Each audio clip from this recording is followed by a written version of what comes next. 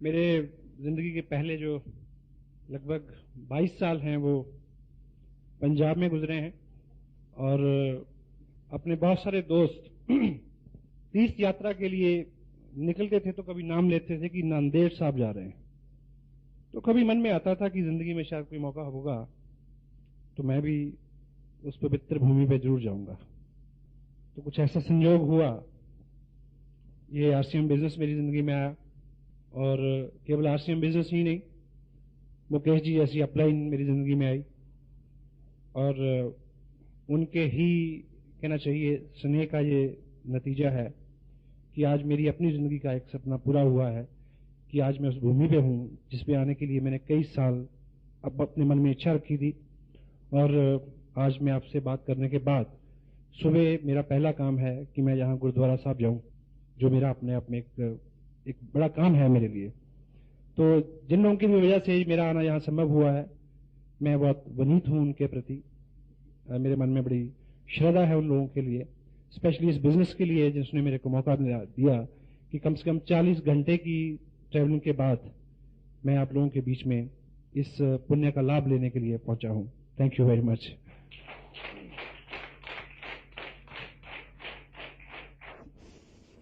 आम आदमी की 3 मूलभूत ऐसी ख्वाहिशें होती हैं जिसके इर्द गिर्द उसके सारे सपने, उसकी सारी सोच रहती है, और यदि उसके पीछे कर्म भी शामिल हो जाए तो वो सपने साकार हो जाते हैं। तो मूलतः वो 3 सपने जो रहते हैं या 3 मूलतः आवश्यकताएं रहती हैं आदमी की, वो पहली रहती है कि धन, पैसा और पैसे से खरीदी जा सकने वाली वो हर चीज आदमी की सूची में सबसे ऊपर रहती है, क्योंकि सामाजिक जीवन जो है हमारा वो उसके बिना पूरा नहीं होता। तो दूसरी चीज जो व्यक्ति के दिमाग में सबसे ज्यादा रहती है, स्पेशली एक सामाजिक प्राणी के दिमाग में, वो रहती है पहचान, कि व्यक्ति का कुछ नाम हो, दूसरे लोग उसको नाम से, उसके काम से पहचाने। तीसरी मेरी दृष्टि में जो चीज रहती है वो आदमी की एक मूलतः बहुत भीतर एक ख्वाहिश ये रहती है कि वो जिंदगी में किसी के काम आ सके। सहमत हैं आप इस बात से? हमारे वहां तो ऐसा होता है, आपके यहां भी होता है?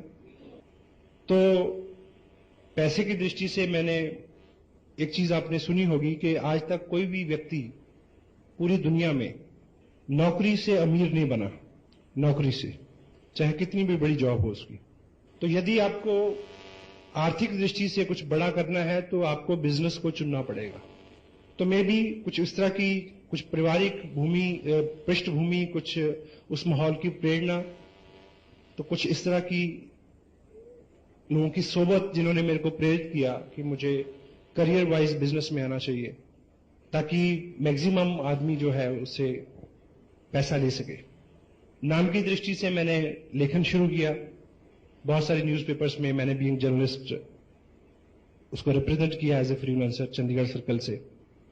और बीच बीच में जब भी समय मिला मेरे को, तो ऐसी कुछ एनजीओज रही हैं, कुछ समाज सेवी संस्था रही हैं जिसमें बड़ी प्रबल इच्छा रही है कि मैं उनके साथ कुछ काम करूं, ताकि जो तीसरा आदमी का दृष्टिकोण है, जो तीसरे आदमी की भूख है कि मैं कुछ कर पाऊं किसी के लिए, उस दृष्टि से मैं संतुष्ट हो सकूं।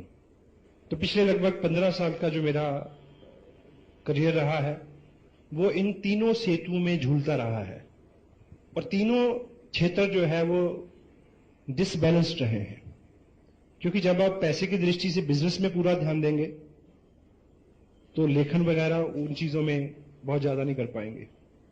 उधर जाएंगे तो बिजनेस में लॉस होगा, दोनों में ध्यान देंगे तो सामाजिक दृष्टि से आप ज्यादा कुछ नहीं कर पाएंगे।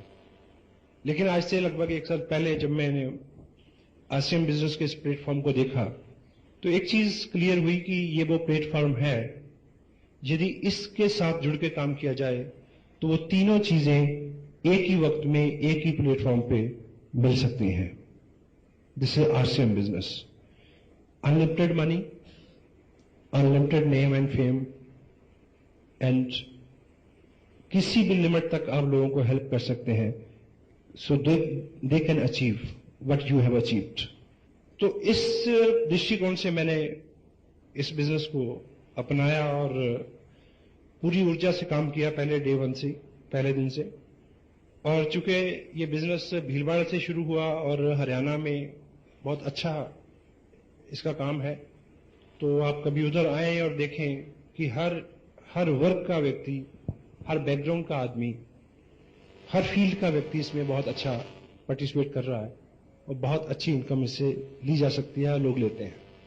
और जिस तरह की प्रोग्रेस इधर, क्योंकि भावना जी से और रमेश जी से, मुकेश जी से समय समय पे बात होती रहती है, तो 4-5 महीने में जितनी प्रोग्रेस इधर आपके जहां हुई है, तो मैं आपको एक चीज तो दावे से कह सकता हूं कि आपका ये नांदेड़ शहर और आपका ये एरिया हिंदुस्तान में आरसीएम बिजनेस में आप तक जितने भी कीर्तिमान बने हैं वो इस शहर में टूटने वाले हैं।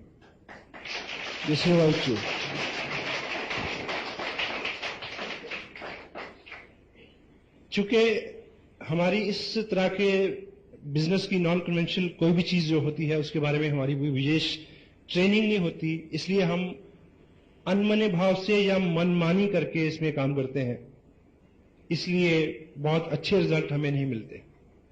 यदि हम इसमें ठीक ठीक उस तरह से काम करें जिस तरह से हमें निर्देश दिया जाता है, तो बहुत जल्दी बहुत अच्छे रिजल्ट आपके सामने हो सकते हैं।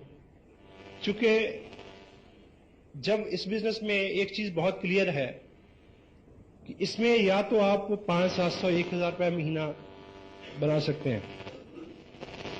क्या एक सेगमेंट ये है कि इसमें आप 500, 700, 1,000, 2-3,000 रुपया महीना बना सकते हैं, या फिर आप इसमें 20, 25, 50,000, 1 लाख रुपया महीना बना सकते हैं। बीच में किसी भी रकम को रेगुलर लेना इस बिजनेस से, उसके लिए ये डिजाइन नहीं हुआ है। हेलो, ये उसके लिए डिजाइन नहीं हुआ है। तो जितना बड़ा इसमें पोटेंशियल है, उतना बड़ा आपका पात्र होना जरूरी है। अगर आपका पात्र उतना बड़ा नहीं है, तो उतना बड़ा पुरस्कार आपको मिलने वाला नहीं है। तो इसका जो पात्र है वो कोई डिग्री नहीं है, वो सेक्स की दृष्टि से आप मेल है, फीमेल है, इस तरह की आइडेंटिफिकेशन नहीं है। किसी मंत्री की सिफारिश आपके पास है या नहीं है, किस जात, बरादरी, रंग, भेद से आप कोई सरोकार नहीं है, किस भाषा में आप बात करते हैं, छोटे हैं, लंबे हैं, ठीक, एजुकेशनल सर्टिफिकेट्स, एकेडमिक्स में आपने क्या किया है, स्पोर्ट्स में आपने क्या किया है, इसका कोई लेन देन नहीं है। केवल आपके मन में जो ख्वाहिश है कुछ बड़ा लेने की, कुछ बड़ा करने की, वो सपना आपका जितना बड़ा है, इस बिजनेस का आकार आपके लिए उतना ही बड़ा हो सकता है। तो इसलिए जितनी भी इस तरह की सेमिनार्स होती हैं, या जितनी भी हमारे सिस्टम में बुक्स को पढ़ने के लिए प्रेरित किया जाता है, उसके पीछे एक ही थीम है कि हमारी पात्रता जो है वो थोड़ा विस्तृत हो। You got me? तो चूंकि एक एक्सप्रेशन आपने सुनी होगी कि a bad childhood produce a bad person. एक बुरा बचपन एक बुरे व्यक्तित्व का निर्माण करता है, और हमारा बचपन हम खुद नहीं तय कर सकते। कर सकते हैं जी? हमारा बचपन हम खुद नहीं तय कर सकते। हम कहां पैदा हों ये हमारे इख्तियार में नहीं है। और बचपन का ताल्लुक सिर्फ आर्थिक स्थितियों से भी नहीं है। उस परिवार में कितना अच्छा माहौल है, कितने अच्छा आपको गाइड एंड मोल्ड किया जाता है, किस तरह की आपकी मित्रता है, किन लोगों में आप रहते हैं, किस तरह के आपके अंदर डर, विश्वास, अविश्वास, बिलीव, शंकाएं, मतभेद, ठीक, वो सब चीजें उस माहौल से मिलती हैं हमें जहां हमारा जन्म होता है। और जो चीज सबसे गलत होती है हमारे साथ बचपन में, वो ये है कि वो हमारे दृष्टिकोण को बड़ा संकुचित कर देता है। क्योंकि जिस पृष्ठभूमि में हम पलते और बढ़ते हैं, वो बार बार हमें ये एहसास दिलाती है कि हमें सीमित ही सोचना चाहिए। हमारे घर के लोग ही बोलते हैं कि इतने बड़े बड़े सपने नहीं लेते। और समटाइम पेरेंट्स बच्चे को ज्यादा प्यार करते हैं, इसीलिए वो उसको ज्यादा पनपने नहीं देते। You got me? तो जैसे जैसे हम बड़े होते हैं, हम अपने समाज से जिन लोगों में रहते हैं उन्हीं लोगों से हम प्रेरणा पाके अपने आप को ये मान लेते हैं कि भाई मुझे तो 5,000 की नौकरी चाहिए। तो इस तरह जहां पे भी हम अपने आप को सेटल कर लेते हैं और जिंदगी हमें हमेशा वही देती है जो हम जिंदगी से मांगते हैं। अभी एक किताब आपको जहां अवेलेबल हो जाएगी, अभी 1-2 कॉपियां उसकी हैं, सोचिए और अमीर बनिए, thinking and grow rich. Napoleon Hill इसके राइटर हैं। इस व्यक्ति ने अपनी जिंदगी के बेहतरीन 25 साल अमेरिका में उस वक्त के कामयाब लोगों के साथ रह के इस फैक्ट को दरियाफ्त किया, पता लगाया कि वो क्या ऐसी कलाएं या क्या ऐसे गुण और आदतें हैं जिनको ग्रहण करने के बाद कामयाब लोग जो हैं वो बहुत कामयाब होते हैं। तो एक जगह इन्होंने जिक्र किया है कि आपकी जिंदगी एक बहुत इंसाफ पसंद मालिक की तरह है और वो आपको पूरी छूट देती है कि आप उससे अपना वेतन, अपनी पगार खुद तय करें। लेकिन एक शर्त है, जो आपने तय कर ली वो हमेशा वही आपको देगी। यदि आपने अपनी जिंदगी को बोला कि मैं 5,000 का व्यक्ति हूं तो वो 5 का ही होगा। यदि आपने जिंदगी को बोला कि नहीं मैं तो 2 लाख रुपए का व्यक्ति हूं तो वो 2 लाख रुपए की पगार आप उससे पा सकते हैं। यदि आप उसने बोला कि मैं तो इस स्टेट का मुख्यमंत्री हो सकता हूं तो वो तथास्तु ही बोलेगी कि तुम हो सकते हो। हेलो?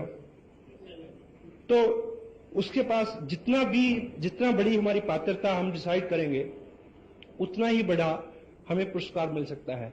चूंकि हम आज तक अपनी अपनी जगह पे इसलिए संकुचित दायरे में अपनी जिंदगी को काटने के लिए बाध्य हैं जिसमें हम में से किसी का भी कोई कसूर नहीं है। बचपन में जो शिक्षा हमें मिली है, जिस तरह का दृष्टिकोण हमें दिया गया है, जिस तरह के माहौल में हम पनपे और बड़े और पले हैं, उसी तरह का हमारा व्यक्तित्व हमारे हाथ में है। लेकिन सौभाग्यवश हम कहां से आए हैं उससे कोई फर्क नहीं पड़ता। हम कहां जा सकते हैं ये आज आपके हाथ में है। Now you can decide it. जो बीत गया वो भूत है, चला गया है, उससे कोई फर्क नहीं पड़ता। और हमारा जो बचपन है और उसकी जो हमारी शिक्षा है, एक उदाहरण से आप ये समझेंगे कि एक हाथी के बच्चे को जब पकड़ा जाता है तो उसको एक बहुत पतली चेन के साथ बांधा जाता है, लेकिन वो पतली सी चेन उसके अपने बल के मुताबिक बहुत बड़ी होती है। बचपन में वो बार बार कोशिश करता है उसको तोड़ने की, वो नहीं टूटती है। बार बार वो कोशिश करता है, वो नहीं टूटती है। और लेकिन वो व्यस्क होता है, बड़ा होता जाता है। और 2-4 साल में जब वो पूरा बलवान और पूरा व्यस्क हो जाता है तो उसके अपनी क्षमता के मुताबिक तब वो चेन बहुत छोटी होती है। लेकिन तब उसका मालिक उसको बड़े पेड़ के साथ नहीं बांधता है कि झाड़ के साथ ही बांध देता है। लेकिन उसके दिमाग में ये सेट हो जाता है, जैसे ही वो पांव आगे बढ़ाता है, थोड़ी सी खींच उसको पड़ती है तो उसके दिमाग में ये पक्का हो गया कि मैं इसको तोड़ नहीं सकता। इसलिए वो कभी ज्यादा बल नहीं लगाता और सारी उम्र उसके साथ बंधा रहता है। तो लगभग उसी तरह की कहानी आम आदमी के साथ रहती है। जिस तरह की उसकी माइंड की ट्रेनिंग हो गई है वो उसी में बिलीव करता है, उसमें विश्वास करता है कि भी मैं इससे ज्यादा नहीं कर सकता। एग्री करते हैं आप? और कोई भी बड़ा काम शुरू में मुश्किल होता है और हर मुश्किल एक ही बार होती है। हर बड़ा काम शुरू में मुश्किल होता है और हर मुश्किल केवल एक बार होती है, वो बार बार नहीं आती। जब भी उसमें से आप एक बार गुजर जाएंगे तो फिर उसमें बार बार गुजरना अपने आप में एक मनोरंजन हो जाएगा। आप कुछ भी करके देखें। आप पहली बार साइकिल में चढ़े तो बहुत डर लगा था, लेकिन बाद में साइकिल पे चढ़ना एक मनोरंजन हो गया। इसी तरह से आपने जो कुछ भी अपने जीवन में पहली बार किया है वो पहली ही बार ही उतना आसान नहीं था। और सेकंड, अभी एमएलएम को लेके, क्योंकि मैं चंडीगढ़ में हूं और वहां पे चंडीगढ़ अपने आप में एक ऐसा शहर है, यहां से बहुत सारी कंपनीज मल्टी लेवल मार्केटिंग के नाम पे उन्होंने बहुत कुछ किया है। और वहां हर चौथे दिन अखबार में एक खबर रहती है कि फला फला कंपनी के जो डायरेक्टर थे उनको पुलिस ने पकड़ लिया, ब्ला ब्ला। जो सो कॉल्ड MLM, जितनी भी स्कीम्स चलती हैं, ठीक। तो आज आपके सामने यहां आप लोगों के पास बिजनेस की बात करते हैं तो लोग क्या कहते हैं कि आओ बिजनेस करें, यहां मना करते हैं, यहां पे हेलो मना करते हैं, यहां माहौल खराब है, सब जगह मना करते हैं, सब जगह सेम सिचुएशन है। लेकिन RCM बिजनेस एक ऐसा प्लान है जिसको हम बोलते हैं यस प्लान। जो भी इसको ठीक से सुन लेगा वो उसको मना नहीं करेगा, लेकिन आपको यह सीखना है कि ठीक से कैसे सुनाया जाए, ठीक से कैसे दिखाया जाए, ठीक है। और आज जितनी बाहर एक्टिविटी है वो किस वजह से है कि लोग इधर से इधर, इधर से इधर शिफ्ट होते हैं, लोग शिफ्ट होते हैं। पहले तो प्रोडक्ट बेस्ड जो चीज है उसके बारे में अभी जिस टेप का मुकेश जी ने जिक्र किया उसमें प्रोडक्ट बेस्ड के कुछ सिंबल मैंने बताए हैं। तो प्रोडक्ट बेस्ड जो चीज है, ट्रू MLM क्या है उसको आप समझें, और फिर इसमें पूरे रिजल्ट आने तक पूरी मेहनत से काम करें। अगर आप कोई बीज को बोते हैं शाम को, तो सुबह निकाल के आप देखें उसको, निकाल के कि उगा कि नहीं उगा, फिर उसको बो दें, फिर शाम को निकालें, देखें उगा कि नहीं उगा, तो वो कभी उगेगा। हेलो, तो लॉ ऑफ नेचर जो है उसके मुताबिक इसकी ग्रोथ होनी है। दुनिया में कोई भी अच्छी और बढ़िया जो चीज है वो एकाएक कभी नहीं उठती, वो समय लेती है। ये बच्चा है, इसकी शादी होगी 18-20 साल में, ये टाइम लेगा। सोचो कि अगर शादी हमारी तब हो गई होती जब हम तीसरी स्टैंडर्ड में पढ़ रहे होते थे, तो आपके बच्चे दूसरी स्टैंडर्ड में होते, पिताजी तीसरी स्टैंडर्ड में होते, दादाजी चौथी स्टैंडर्ड में होते। और जब छुट्टी होती और घर लौटते समय किस तरह की बातें होती रास्ते में, वो नानी मेरा पेन नहीं दे रही, और पिताजी ने मेरी किताब फाड़ दी,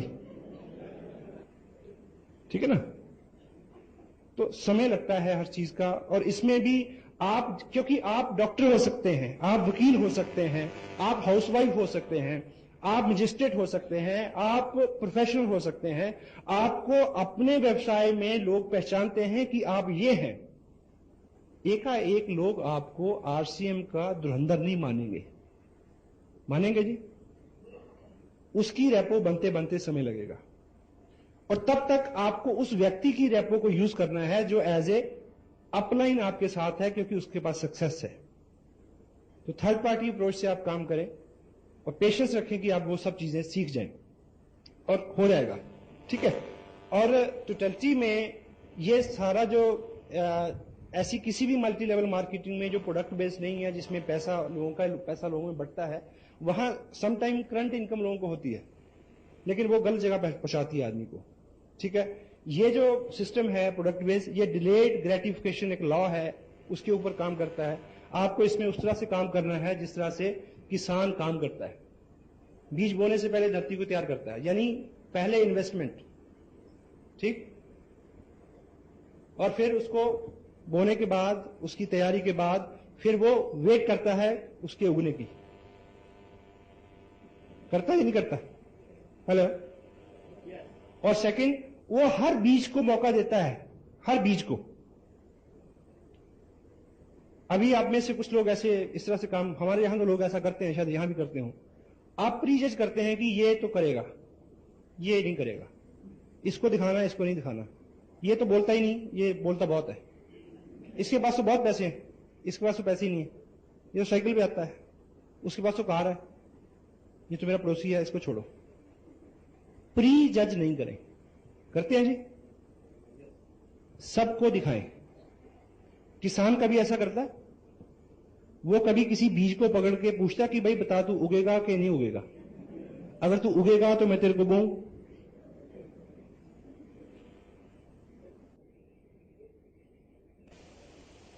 भगवान का शुक्र है कि किसान को पता नहीं होता कि कौन उगेगा।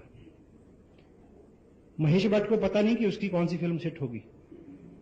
अगर उसको पता हो तो फ्लॉप होने वाली वो क्यों बनाएगा जी? बनाएगा कभी? अगर हमारे पिताजी को पता हो कि कौन सा बच्चा लायक निकलेगा, तो एक बात तय है कि मैं यहां नहीं होता।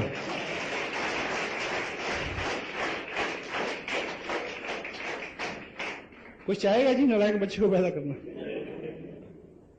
ठीक है। तो क्या करें कि सबको मौका दें, चूंकि धुरंधर को मत ढूंढिए, ये सिस्टम आम आदमी को धुरंधर बना देगा, ये बात तय है। We don't use people to build this business,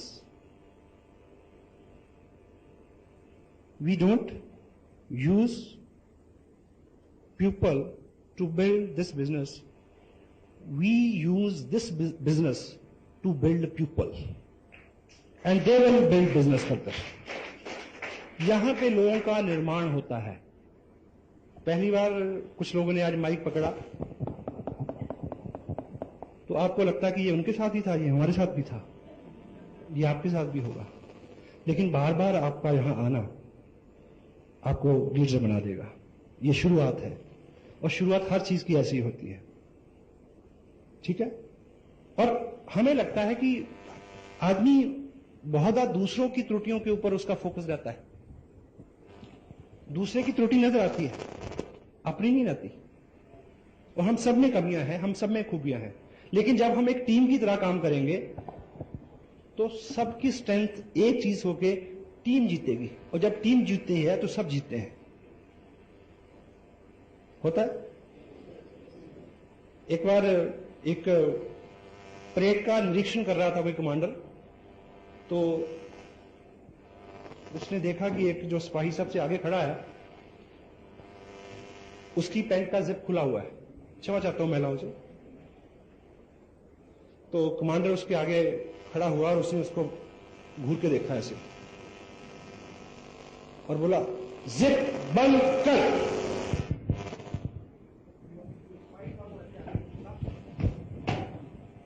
commander की जिप बंद की,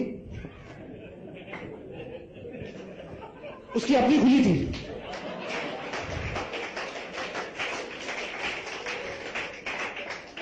क्योंकि अपनी नहीं ना दिखती।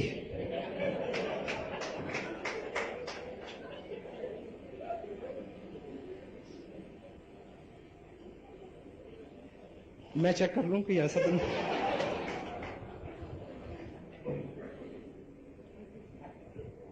उर्दू का शेर है कि अपने चेहरे के दाग किसे नजर आते हैं, वक्त हर शख्स को आईना दिखा देता है। तो हम लोग यहां दूसरे की कमियां ढूंढने के लिए नहीं आए, हम दूसरों की कमियों की पूर्ति के लिए यहां आए हैं। जो आप नहीं कर सकते वो मैं कर सकता हूं, और जो मैं नहीं कर सकता वो आप कर सकते हैं। This is a team spirit.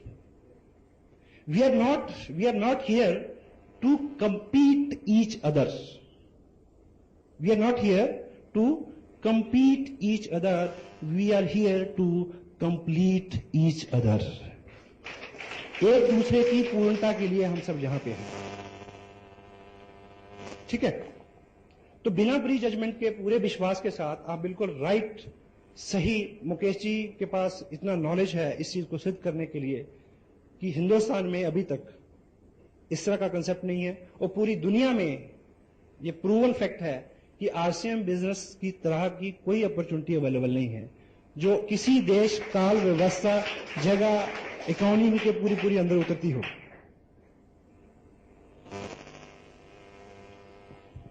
अभी एक अमेरिका में एक टेस्ट हुआ पीछे, काफी पुरानी बात है। आदमी की पर्सनैलिटी को चेक करने के लिए एक फर्स्ट स्टैंडर्ड की क्लास, जहां छोटे छोटे बच्चे होते हैं, बिल्कुल उन 20 बच्चों को एक रूम में बिठाया गया। तो वहां एक जो सबसे पॉपुलर मिठाई होती है, जैसे बच्चे हमारे यहां चॉकलेट पसंद करते हैं, तो उन सब के आगे एक एक रखी गई, और टीचर ने उनको बोला कि देखो ये आपके लिए है, और मैं 2 मिनट के लिए बाहर जा रहा हूं और आप स्वतंत्र हैं इसको खाने के लिए, लेकिन मेरे आने तक जो बच्चा नहीं खाएगा उसको 2 मिलेगी, उसको डबल मिलेगी। तो टीचर ने बाहर जाने के लिए जैसे इस तरह से वो मुड़ा, तो 18 में से 15 मेरे जैसे थे। उन्होंने, अब 4 साल के बच्चे को क्या समझ है, लेकिन 4 जो थे वो देखते रहे, लेकिन 2 के इंतजार में रहे वो। ठीक टीचर 2 मिनट बाद लौट के आया और उन्होंने उन बच्चों को 2-2 वो मिठाई अवार्ड की और उन सब के नाम दर्ज जैसे स्कूल में होते हैं। फिर 20 साल बाद 25 साल बाद उनको ट्रेस किया गया कि वो अपने अपने करियर में कहां कहां है, क्योंकि जो पहले 15 थे वो इंस्टेंट ग्रेटिफिकेशन के लॉ के ऊपर उनका विचार था कि तत्काल लाभ, तत्काल सुख, और दूसरे वाले थे जो देरी नहीं हो लेकिन बड़ा और यानी एवरलास्टिंग हो, उस दृष्टिकोण का उनका थॉट था। तो उस दृष्टिकोण के जो डिलेड वाले थे उनको पाया गया कि वो 5 बच्चे जो थे वो अपने करियर में बहुत कामयाब थे, बहुत ज्यादा, और बाकी सामान्य जिंदगी जी रहे थे।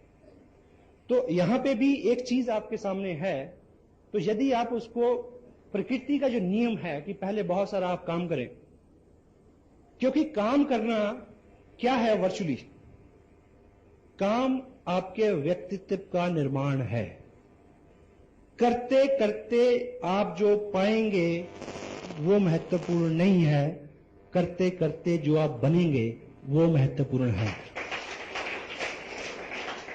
क्योंकि करते करते जो पाएंगे वो आके जा सकता है, लेकिन जो कुछ आप बन गए वो एवर लास्टिंग एसेट है आपके लिए, that will stay with you for long. और वैसे भी जिंदगी में पाना बहुत कुछ नहीं है।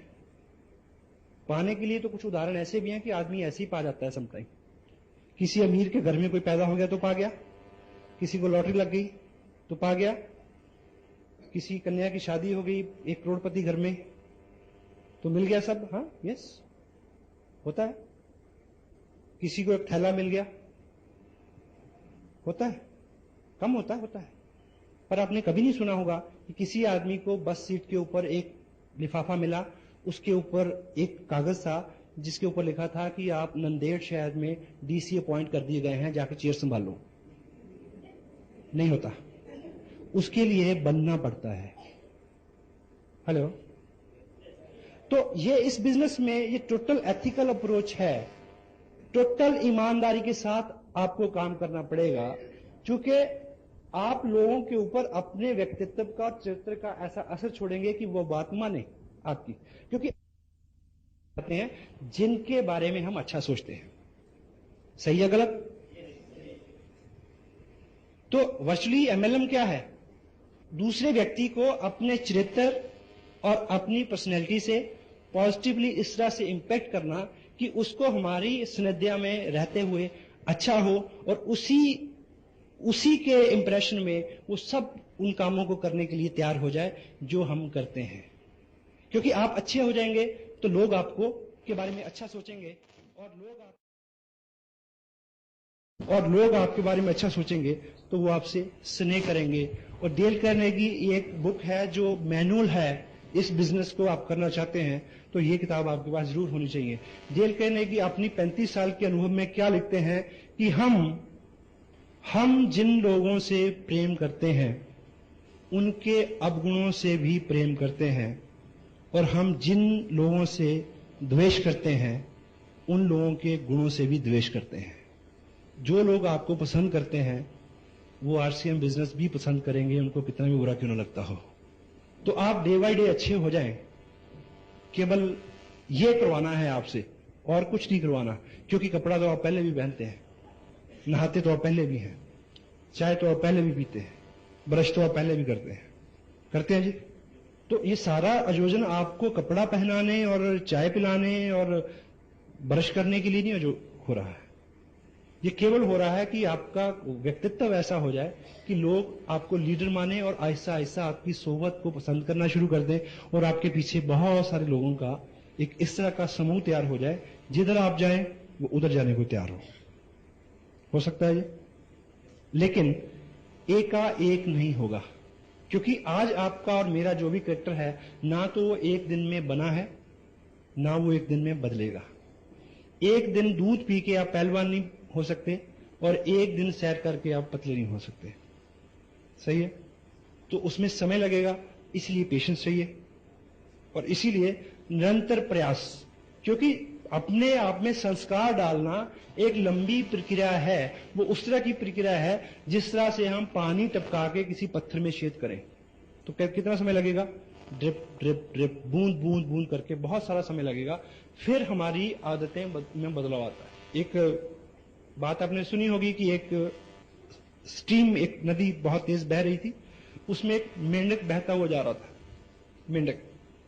तो साथ में एक बिच्छू भी बहता जा रहा था, लेकिन बिच्छू क्योंकि तैर नहीं सकता, वो डूबता तैरता जा रहा था, ऐसे मर रहा था। तो उसने मेंढक को ये रिक्वेस्ट की कि भाई तू मेरे को अपनी पीठ पे बिठा के पार लगा दे तो मेरी जान बच जाएगी।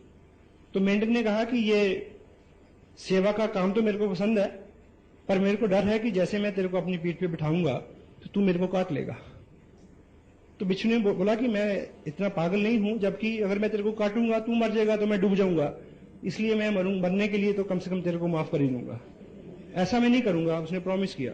तो बात भी जायज है कि वो क्यों काटेगा उसको। मेंढक ने उसकी बात मान ली और जैसे ही उसको उसने पीठ पे बैठा के किनारे की तरफ चलना शुरू किया तो बिच्छू ने तुरंत उसको ऊपर से काट लिया। तो मेंढक के जिस्म में एकदम जहर गया, वो मर रहा, डूब रहा है और बिच्छू से पूछ रहा है कि जब तेरे को पता है कि मेरे मरने से तू मर जाएगा तो फिर तुमने मेरे को काटा क्यों? तो बिच्छू ने कहा कि मैं क्या करूं, मेरी आदत है। हम बहुत बार अपना नुकसान इसलिए कर देते हैं क्योंकि हमारी आदत है। हम बहुत बार गुस्सा करते हैं जिसकी वजह से हमारा नुकसान होता है, हमारी आदत है। हम बहुत बार काम को टालते हैं, हमें पता है कि हमारा नुकसान है, क्यों करते हैं? हमारी आदत है। तो इस तरह की सौयों आदतें हमारी पिछले 25 साल से 30 साल से बनी हैं। तो एकाएक नहीं बदलेंगी, समय लगेगा, 2 साल 3 साल 4 साल 5 साल। लेकिन जैसे ही हम 5 साल की बात करते हैं तो बहुत सारे लोग रुक जाते हैं वहीं पे, वो हिसाब में पड़ जाते हैं। वो सोचते हैं कि 5 साल बाद तो मैं 43 साल का हो जाऊंगा। तो भाई अगर आप ये नहीं करेंगे तो तब 5 साल बाद कितने साल के हो जाएंगे आप? हेलो, अगर आप ये सब नहीं करेंगे तो फिर 5 साल बाद आप कितने साल के हो जाएंगे? कोई रिवर्स गियर लगने वाला है। ठीक है, क्योंकि हम ऐसा क्यों नहीं शुरुआत करते? क्योंकि हमारी आज तक की प्रैक्टिस है तत्काल सुख की। और हम हिंदू मैथोलॉजी में क्या है कि आप यहां पे ये सब जो वर्जन है, मर्यादा में रहो, स्वर्ग में सब कुछ मिलेगा। तो क्या है? तत्काल सुख जो है उसको छोड़ने की प्रेरणा है सारी। यदि छोड़ देंगे तो फिर लंबे समय तक आपको वो सुख मिल सकता है। तो अभी आपके सामने जो भी चीजें हैं उसमें जो तत्काल सुख है, यदि उसको छोड़ के आप उसको सारा समय इस काम में डालेंगे तो बहुत कुछ हो सकता है। जितने भी अचीवर आपके सामने हैं उन्होंने जो कुछ भी किया है, साथ साथ में उन्होंने एक काम जरूर किया है, तत्काल सुख उन्होंने छोड़े हैं, अपने टाइम को शेड्यूल किया है, मैनेज किया उसको। किस तरह से? समय आप कैलकुलेट करें। आप एक महापुरुष के बारे में मैं जानता हूं, उन्होंने लिखा है कि किसी भी व्यक्ति को अगर आप जानना चाहते हैं कि वो क्या है और अगले 5 साल में क्या बनेगा, तो उसकी 2 चीजें चेक करो कि उसका फालतू समय कहां जाता है और उसका फालतू पैसा कहां जाता है। जिधर वो जा रहा है उसी तरफ और उसी तरह का व्यक्ति वो बनने जा रहा है अगले आने वाले समय में। तो आप चेक करें कि जो आपके प्राइम टाइम है, आपका गृहस्थी है, आपकी नौकरी है, उसके अलावा जितना भी समय बचता है उसको आप जहां डालेंगे, जो आपका रेकरिंग जो भी खर्चा है, जहां आप उसको डालेंगे उस तरह का आपका व्यक्तित्व होने वाला है। सुबह लोग 6 बजे उठते हैं, 10 बजे ऑफिस जाते हैं, 4 घंटे में क्या करते हैं उनको पता है, जबकि वो दैनिक 5 काम जो है, नहाना धोना, चेंज करना, ब्रेकफास्ट करना, वो सारा काम 45 मिनट में हो सकता है। होता ही नहीं होता? हेलो, ये पॉसिबल है। टीवी के आगे बैठना बंद कर सकते हैं आप। क्या एजुकेशन मिलती है जी टीवी में आजकल? सांप भी कभी बहू थी। आजकल जितने भी टीवी पे सीरियल्स चल रहे हैं वो पोस्ट मैरिटल अफेयर्स उसके ऊपर चल रहे हैं। और आपको पता है कि गार्बेज इन गार्बेज आउट, जो चीजें हम अपने दिमाग में भरेंगे उस तरह के रिजल्ट हमारे सामने आते हैं। और एक चीज आप याद रखें, यदि आप अगले 3 साल लगातार टीवी के सामने नहीं बैठेंगे तो टीवी के अंदर आने की आपकी संभावनाएं बढ़ जाएंगी। यह बात इसलिए भी सच है कि जो भी लोग टीवी के अंदर होते हैं वो कभी भी टीवी के सामने नहीं होते। हेलो, लेकिन हम लोग रहते हैं, हम लोग, ठीक है। तो टाइम न्यूज़पेपर आपने सारे, आपको पिछली बार इलेक्शन हुए कितनी सीटों पे कांग्रेस खड़ी थी, बीजेपी खड़ी थी, कौन जीता कौन हारा, सारे आंकलन निकाले थे, उसके बावजूद भी आपके घर में कोई चेंज नहीं हुआ जी? कारगिल में लड़ाई होती है तो आप कमांडर को गाली देते हैं कि उसको तो कुछ आता ही नहीं, भले ही कभी मक्खी ना मारी हो खुद। सचिन एक चौका लगा देता तो क्या होता है बताओ, कोई डॉलर मिलते हैं आपको? वो उसको हारने के लिए वैसे मिलते हैं, ठीक है। तो उस सारे समय को आप शेड्यूल करके इसमें लगाएं। और इस बिजनेस के बारे में एक दो सीरियस चीजें हैं जिसको करने की जरूरत है, वो ये पार्ट टाइम बिजनेस है। कितने लोग हैं जो फुल टाइम करते हैं या करना चाहते हैं? यदि आप फुल टाइम करते हैं तो आप एक चीज गांठ बांध लें, फुल टाइम का मतलब है कि कम से कम 7 से 10 हजार रुपए पर मंथ की आपकी व्यक्तिगत प्रोडक्ट की सेल होनी चाहिए। अगर आप आज से ही इस बिजनेस की इनकम के ऊपर निर्भर होना चाहते हैं तो, अदरवाइज जो आप करते हैं उसको करते रहिए, पार्ट टाइम इसको बिल्ड करिए। और दूसरी बात, यहां पे अभी रमेश जी ने बताया था कि इसमें जो पहला 30% है, 5,000 पे 10%, ये जो इनकम है ये इनकम नहीं है, इनकम है 6% रॉयल्टी। ये जो 30% है ये आपकी स्कॉलरशिप है, इसको इनकम ना माने। और स्कॉलरशिप से किताबें खरीदी जाती हैं, स्कॉलरशिप से घर नहीं चला करते, इनकम के लिए काम करें। और दूसरा, ये एक ऐसी इंडस्ट्री है जो आपको 2 लाख से 5 लाख रुपए पर मंथ दे सकती है, लेकिन इसमें 2 करोड़ रुपया इन्वेस्ट करने की जरूरत नहीं है। यहां कोई भी इंडस्ट्री लगती है तो उसमें 2 करोड़ रुपया लगता है, ठीक है, लेकिन यहां 2 करोड़ रुपया लगाए बिना आप 2 लाख रुपया कमा सकते हो। लेकिन क्या करना होगा, सपोज आप अगर 2 करोड़ की इंडस्ट्री भी लगाना चाहें तो आपको क्या लगता है कि 2 करोड़ की इंडस्ट्री जो है वो आपके घर की बगल में खुल जाएगी, या बाहर जाना पड़ेगा कि प्लॉट लेने? बाहर जाएंगे, पैसा भी लगाएंगे, तो फिर डेली वहां आना जाना जो रहेगा वो आपका क्या रहेगा, रनिंग एक्सपेंस, चाय पानी, आना जाना, पेट्रोल, ठीक। तो यहां पे आपको 2 करोड़ रुपया लगाने की जरूरत नहीं है, वो भीलवाड़ा में लगा हुआ है, 2 नहीं लगा, कई करोड़ रुपया लगा हुआ है। आपको केवल रनिंग एक्सपेंस बियर करना है, जहां पे टिकट लेना है ईमानदारी से, कोई टेप खरीदनी है, कोई किताब खरीदनी है, किसी मीटिंग में जाना है, उन चीजों को आप ऑनेस्टली इस तरह से बियर करें कि ये आपके फ्यूचर में इन्वेस्टमेंट हो रही है। इस बच्चे से आप तवक्को अगर करें कि ये 6 साल का हो गया, कुछ कमा के नहीं लाया, तो क्या जवाब मिलेगा आपको? हेलो, इस बिजनेस को उतना जवान होने दो कि आपको ये कुछ कमा के दे, पहले आपको इसको पालना है। सक्षम है? तो जिनके 2 बच्चे हैं वो मान लें कि अब तीसरा हो गया है, कोई दिक्कत नहीं, और उसकी आपको 21 साल सेवा करनी पड़ेगी, तब भी बहू उसको बहा के ले जाएगी। इसको आप 2 साल पाल लें, ये कई पीढ़ियां पाल देगा आपकी।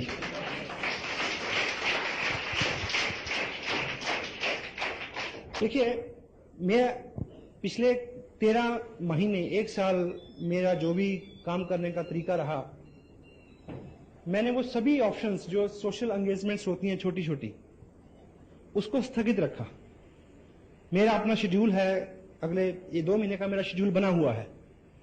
तो जिस दिन मेरा रिलैक्स है उस दिन में कोई अगर शादी आ गई, कोई सोशल काम निकल आया तो मैं जाऊंगा, नहीं तो मैं अपनी कोई भी अपॉइंटमेंट कैंसिल करने वाला नहीं हूं। पिछले 1 साल में मैंने कोई शादी अटेंड नहीं की, और खुशी की बात है कि किसी ने भी अपनी शादी कैंसिल नहीं की मेरी वजह से, कि भाई तुम नहीं आ रहे इसलिए शादी नहीं करेंगे। कोई रुकता है भाई? बुरे काम के लिए कोई नहीं रुकता, ठीक है। तो पूरे 1 साल में जो भी छोटी छोटी चीजें होती हैं, देखिए जब तक हम त्याग नहीं करेंगे तो कुछ बड़ी चीज हमें मिलने वाली नहीं है, मानते हैं आप? इसी 1 साल में मेरा जितना भी शेड्यूल रहा, मेरा अपना बर्थडे था मैं बाहर था, मेरे बच्चों का बर्थडे था मैं उस दिन बाहर था, हमारी मैरिज एनिवर्सरी थी, पहली ऐसी एनिवर्सरी थी जिसमें हम अलग थे, और पिछले 30 साल में लगभग पहली बार ऐसा होने जा रहा है कि हर 31 दिसंबर को हम पूरी ग्रैंड फैमिली एक जगह, ऑलमोस्ट एक जगह इकट्ठे होते हैं। और पहली बार 31 तारीख को मेरा नागपुर में कार्यक्रम है, उस दिन मेरी बाहर होंगे। लेकिन क्या फर्क पड़ता है मुझे ये बताइए? आप एक बार कर लीजिए ना, फिर सारी उम्र आप आज आपको समटाइम मुझे याद है कि मैं रेगुलर 2-3 दिन के लिए घर पे होता हूं, तो मैं सुबह इंतजार करता हूं कि कब 2 बजेंगे, 2, ताकि बच्चे स्कूल से आएंगे तो मैं उनके लिए तैयार होता हूं खेलने के लिए। तो कभी तो आलम यह है कि वो बोलते हैं कि हमारे साथ खेलो, तो आदमी कहता है कि टाइम नहीं है। तो मैं अब 4 दिन के लिए घर पे हूं, तो मैं उनका वेट करता हूं कि भाई वो कब आएंगे और मेरे साथ खेलें। वो तो पता वो क्या पूछते हैं कि आपको कोई काम नहीं है? हमें बहुत सारा काम है। तो ये दिन आ सकता है आपके लिए, वाई, क्यों नहीं आ सकता? हेलो, ठीक है। तो एक बार आप टोटल अपने पूरे टाइम को देखिए। आप किसी की 2 तरह के लोग हैं जिनके साथ आपको सरोकार हैं, आपके दोस्त हैं, रिश्तेदार हैं। उनकी शादियों में, उनके अफसोस में अगर आप नहीं जाते, जो तो लोग सच्चे हैं वो आपकी मजबूरी को समझते हैं, जो सच्चे नहीं हैं उनकी आप परवाह ना करो, बिल्कुल नहीं करो। क्योंकि आप अपने किसी भी दोस्त को बताएं कि यार मेरे लिए ये जिंदगी मौत का सवाल है, मेरे लिए टोटल लाइफ करियर का सवाल है, इसलिए मैं तुम्हारी शादी में नहीं आ सकता। एक प्रश्न था कि हर दोस्त की शादी में क्यों जाता है? कहते दोस्त ही, सच्चा दोस्त वही होता है जो मुश्किल में काम आता है, ठीक है ना? तो जोक। तो आप अपने जो सच्चा दोस्त है वो समझ सकता है आपके साथ क्या है। जो इसके बावजूद ताना देता है उसकी ये परख होगी कि वो सच्चा नहीं है, छोड़ दीजिए उसको, नो प्रॉब्लम। एक ढूंढो 1000 मिलेंगे। इसी तरह से जितने भी आपके सोशल एंगेजमेंट्स हैं, और आप मान लें हमारे अपने जहां जिस धरती से मैं हूं, वहां एवरेज लोग फॉरेन में सेटल होते हैं बाहर जाके। मुझे ये बताइए कि कोई आदमी 8 लाख रुपया खर्च के अमेरिका गया हो और पीछे मासी की बेटी की एंगेजमेंट हो तो आ जाएगा क्या? हेलो, पड़ोस में बुढ़िया मर गई तो आ जाएगा? भाई की शादी हो तो आ जाएगा? मैंने एक से एक वक्त देखे वहां नहीं आया जाता। मदर तक एक्सपायर हो जाए तो लोग नहीं आते। रोजगार और पैसा इतनी बुरी चीज है। इससे पहले कि कोई नाइट मेयर आपको मिले, इससे पहले कि आपकी जिंदगी में कोई ऐसा कड़ा वक्त आ जाए कि आपको सब कुछ छोड़ के कुछ करना पड़े, पहले ही जग जाओ, पहले ही कर लो। क्यों ऐसे वक्त की इंतजार करते हैं हम लोग? हेलो, देखिए धक्का लगता है तो आदमी, आपको याद होगा कि एक स्टोरी है, एक व्यक्ति इंडिया से फॉरेन गया था LLB करने, कहानी है। उसने LLB की, आके एक अच्छा वकील बन गया, उसके बाद वो अच्छा जज बन गया, जज बनने के बाद वो सुप्रीम कोर्ट का जज बन गया, फिर वो मर गया, कहानी खत्म हो गई। लेकिन इस कहानी में एक मोड़ है कि वो जब वो वकील बनने गया था तो उसको ट्रेन से उठा के बाहर फेंक दिया, इसलिए कि वो इंडियन है। फिर वो आके वकील नहीं बना, राष्ट्रपिता बना। अगर वो धक्का नहीं पड़ा होता तो करेंसी नोट के ऊपर उसकी फोटो ना होती। हेलो, तो हम उस धक्के का इंतजार क्यों करें? पहले ही जग जाएं। हेलो, जितनी भी किताबें, जितनी भी बातें, जितनी भी हम आपसे यहाँ जितनी भी प्रेरणा आपको मिलती है कि हम ये पढ़ें, क्योंकि कहीं ना कहीं किसी ना किसी चीज की घटना, किसी ना किसी घटना से आदमी को प्रेरणा मिलती है कि वो कुछ बड़ा करे, वो जग जाए। ठीक है, तो हम खुद अपने सेल्फ डिसिप्लिन से अपने आप को मैनेज कर लें तो वो सबसे अच्छा रहेगा। जैसा मैंने पहले थोड़ा सा इस इशू को कवर किया है कि इस बिजनेस में आपकी प्रगति, आपके व्यक्तित्व के विकास में जो होने वाली प्रगति है उसके ऊपर निर्भर करती है। ये बिल्कुल सत्य है। टोटल ऑनेस्टी, और ऑनेस्टी भी ऐसी, उसमें बोल्डनेस हो, डरे ना, कुछ होने वाला नहीं है। आपने एक कुछ लोग डोल जाते हैं। एक कहानी आपने सुनी होगी, एक लकड़हारा था, लकड़ी काट रहा था, उसका कुल्हाड़ा पानी में गिर गया तो देवता प्रकट हुए। तो देवता ने एक कुल्हाड़ी निकाली, उसमें से पानी में से सोने की थी। पूछा कि तुम्हारी है? उसने बोला नहीं। उसने दूसरी निकाली, चांदी की थी, बोला तुम्हारी है? क्या बोला? उसने तीसरी निकाली, सोने की, पूछा तुम्हारी है? तीसरी लोहे की निकाली जब असली वाली, तो पूछा कि ये तुम्हारी है? उसने क्या बोला? हाँ मेरी है। तो देवता बड़ा प्रसन्न हुआ, तो उसने तीनों कुल्हाड़ी उसको दे दी। ये सतयुग की बात है। कल युग में फिर भगवान ऊपर से विचरण कर रहे थे, तो एक वही लकड़हारा नदी के किनारे रो रहा था। भगवान ने देखा कि बंदा तो वही लगता है, तो देखें कल युग का क्या असर हुआ इसके ऊपर। लेकिन वो आदमी ईमानदार था। भगवान आए तो बोला क्यों रो रहा? कहता ये मेरी बीवी गिर गई इसमें। क्या हुआ? मेरी बीवी पानी में गिर गई। तो देवता ने कहा कोई दिक्कत नहीं। देवता अंदर गए, उस फटा से प्रीति जिंटा को निकाल के लाए। तो पूछा तुम्हारी है? कहता हां। भगवान कहते कि अच्छा, कलयुग का असर तेरे पे भी हो गया? तेरे को याद नहीं कि सतयुग में मैंने क्या किया था? कहता प्रभु याद है, इसलिए तो मैंने हां कह दी। कहते मतलब? कहता मुझे पता है कि आप बहुत अच्छे हैं। आप पहले प्रीति जिंटा को लाए, आपने पूछा तुम्हारी है? मैं कहता नहीं। फिर आप माधुरी को लाते, आप पूछते तुम्हारी है? मैं कहता नहीं। फिर आप मेरी वाली को लाते, आप पूछते तुम्हारी है? मैं कहता हाँ। तुम तीनों मेरे को दे देते हो, मैं बड़ा परेशान हूं। मैं तो एक से परेशान हूं। ऑनेस्टी ऐसी कि मुश्किल वक्त में डोले ना। वर्चुअली कुछ माहौल बिगाड़ दिया मैंने शायद। आज तक जितना भी हमारा दायरा रहा है, जितना भी हमारा स्पेस रहा है, हर पर्सनैलिटी का एक दायरा रहता है कि वो कितने लोगों को कितनी गहराई तक अपने असर से उसके ऊपर इंपैक्ट छोड़ती है। एवरीवन। कुछ लोगों के बारे में आपको पता है कि उनके हाजिर होते ही माहौल में कुछ बदलाव आता है, ठीक।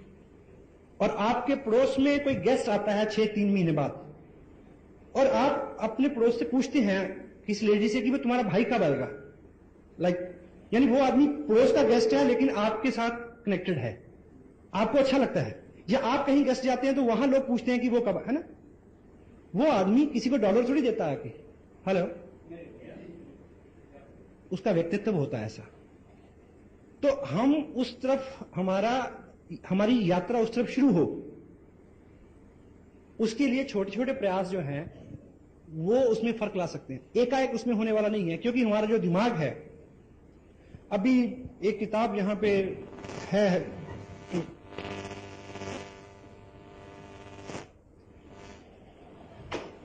दुनिया का सबसे महान चमत्कार।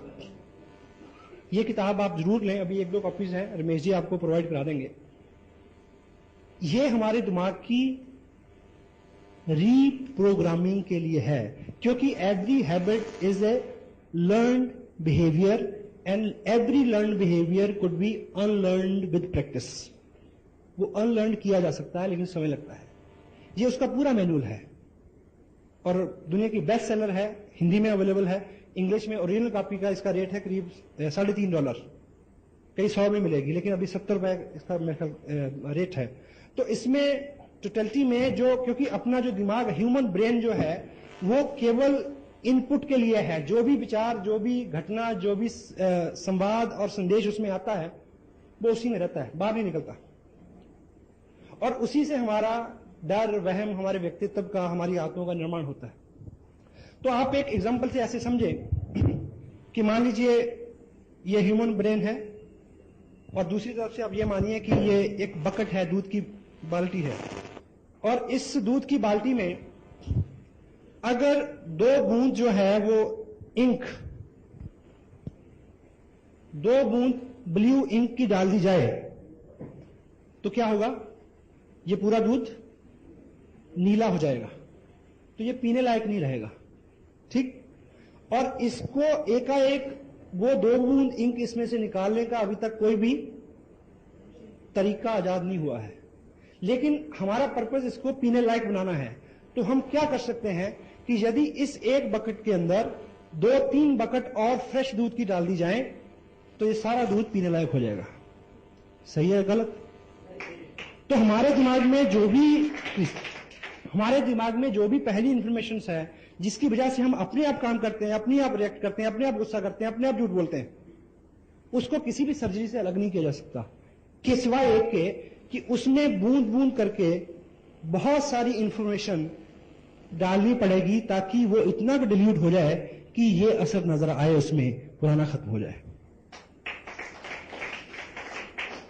ठीक है। लेकिन जब भी पढ़ने की बात आती है तो मन, क्योंकि वो उसके साथ पहली ट्रेनिंग है ना, वो अंदर से पता क्या बोलता है, हम तो तब नहीं पढ़े। हेलो, हम तो तब नहीं पढ़े जब बांध के पढ़ाया था, तो अब हम पढ़ेंगे। लेकिन एक चीज याद रखें, तब हमें अकल नहीं थी, तब हमें अकल नहीं थी, हमें वैल्यू का नहीं पता था, अब पता है। और दूसरा, आपने गणित नहीं पढ़ना, ना पानीपत की लड़ाई पढ़नी है। आज आपने वो पढ़ना है जो एकाएक सीधा आपको रिलेट करता है और आपके लिए रुचिकर है और आपको एकाएक रिजल्ट देने वाला है। और ऐसा नहीं है कि आप 2 घंटे की छुट्टी लेके पढ़े, छोटे छोटे सेगमेंट्स में पढ़े। कैसे? संकल्प नहीं करे थे, क्योंकि संकल्प एक ऐसी ताकत है जो आपके लिए सब चीजें अरेंज कर देती है। आप कल दोपहर को घर जाएं, आपको बहुत भूख लगी है और आप देखें कि मैडम तो टीवी के आगे वो देख रही है सांप भी कभी बहू थी, खाना बना नहीं है, तो आपको गुस्सा आएगा। मे भी आप कुछ महाराणा प्रताप और शिवाजी की भूमिका में आ जाएं। पता नहीं आपके यहां क्या, हमारे यहां तो ऐसे करते हैं, आई डोंट नो आपके यहां क्या करते हैं ऐसे में। ठीक है, तो गुस्सा आता है जी, हेलो, क्योंकि भूख लगी हुई है। लेकिन अगले दिन आपका फास्ट हो, व्रत हो, आप घर में आए, कुछ खाना नहीं बना, तो आपको गुस्सा आएगा? नहीं आएगा, क्योंकि संकल्प की ताकत साथ में है। आप रोजे से हो तो गुस्सा आएगा? नहीं आएगा। तो यदि आप संकल्प लें कि अपने बिस्तर से नीचे सुबह उठने के बाद पांव रखने से पहले 5 पेज पढ़ने हैं, संकल्प है, तो आपको क्या लगता है कि कोई जलजला आ जाएगा या आप पीछे चलना शुरू कर देंगे? आप संकल्प करें कि लंच करने से पहले 5 पेज पढ़ने हैं। घर आए, मैडम को बोला कि खाना लगाइए, खाना आ भी गया 2 मिनट में, तब भी शुरू तब करना जब 10 पेज पढ़ लूंगा। रात बिस्तर पे जाते समय किताब को लेके जाएं, 10 पेज पढ़ने के बाद ये आहिस्ता आहिस्ता आहिस्ता आहिस्ता, आपको मैं एक चीज का प्रॉमिस करता हूं, आप रेगुलर शुरू करें। आने वाले 90 दिन यदि आपके सर्कल में आपके लोगों ने आपको ये कॉम्प्लीमेंट देने नहीं शुरू कर दिए कि कुछ बदले बदले से सरकार नजर आते हैं, तो मैं मॉरली पूरी जिम्मेवारी लेता हूं इस बात की। देखिए, अच्छा आदमी जरा सा भी होता है तो दूर तक उसकी गूंज जाती है या नहीं? साहस करना पड़ेगा। जिस दोस्त को कभी जी करके नहीं बुलाया, उसको आप जाते बोलिए तो मुकेश जी, बता क्या होगा इसको? ठीक है, लेकिन ये शुरुआत है, डरे नहीं, संकोच नहीं करें, एक बार शुरू करें, आगे चल के आपका सारा काम बहुत आसान होने वाला है। कुछ लोग ऐसे हैं जो बहुत दौड़ धूप कर रहे हैं, लेकिन बहुत अच्छे रिजल्ट उनके सामने नहीं है।